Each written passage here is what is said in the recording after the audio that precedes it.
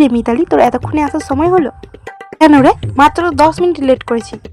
তোরা থাম দেখি, মাত্র 5 দিন বাকি আছে, এখনো রিহার্সাল শুরু হয়নি।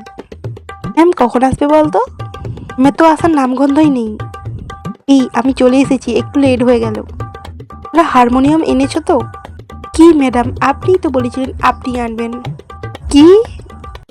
আমি বলেছিলাম, কিন্তু শেষ মুহূর্তে তো বললাম আমার পক্ষে সম্ভব হবে না আনা। তোমরা কেউ আনোনি? আচ্ছা ঠিক আছে, তোমাদের খালি গলায় গান শুনি আজকে। কি কিরকম গান করো? শুধু বা তুমি একটা গান ধরো। আমার পড়ানো যাহা চাই।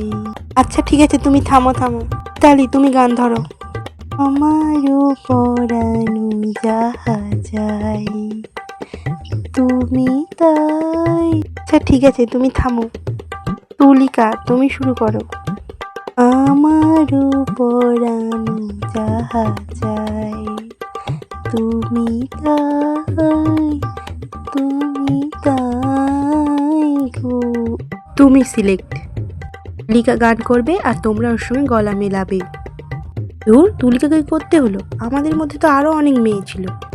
জানতাম ম্যাম আমাকেই সিলেক্ট করবে। আমরা কি ভালো গান করি না? ওকেই ম্যাম কেন সিলেক্ট করলো?